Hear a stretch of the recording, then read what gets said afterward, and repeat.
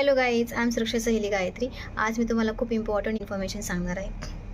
मी एक टिप सांगणार आहे की तुमचा ईमेल आय डी हा डेटा ब्रीचमध्ये लीक झालेला आहे की नाही हे तुम्ही कसं ओळखू शकता. तर हॅव आय बीन पॉन म्हणून एक वेबसाईट आहे.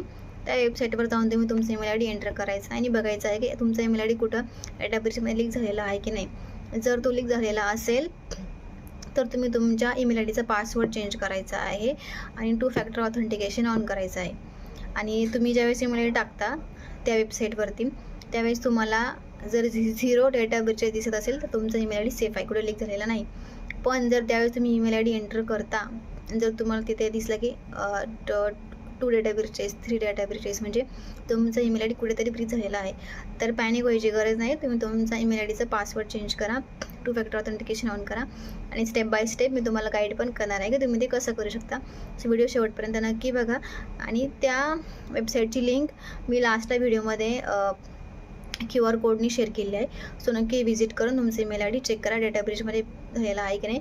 आणि दुसरंच मी तुमचा पासवर्ड पण ब्रीच झालेला आहे की नाही डेटा ब्रीचमध्ये त्याचं पण मी बनवलेलं आहे व्हिडिओमध्ये, ते पण तुम्ही नक्की बघा. आणि मेन म्हणजे हे का चेक करायचं असतं. आता तुमचा पासवर्ड जर डेटा ब्रीचमध्ये लीक झालेला आहे तर तो कोणत्या ना कोणत्या हॅकर्सला भेटू शकतो आहे. लाईक ते तर सर्चच करत असतात, नेहमी डार्क वेबवरती ते नेहमी सर्च करत असतात.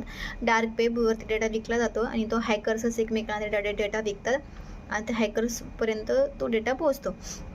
सो तो डेटा घेऊन ते हॅकिंग करण्याचा ट्राय करतात, फिशिंग वगैरे अटेम्प्ट्स हे करतात. डेटा ज्यावेळेस लीक होतो तो डेटा डार्क वेबवरती डेटा लीक होतो असतो आपला.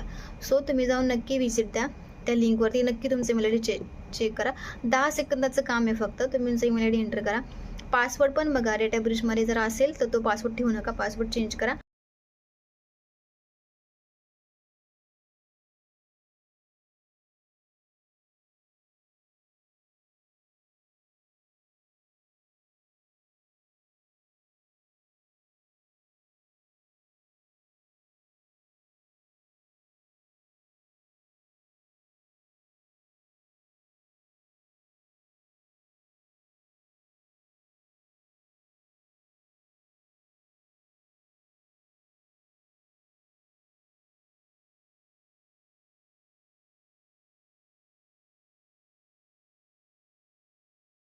अशाच हेल्पफुल व्हिडिओसाठी फॉलो करा सुरक्षा सहेली गायत्री. थँक्यू.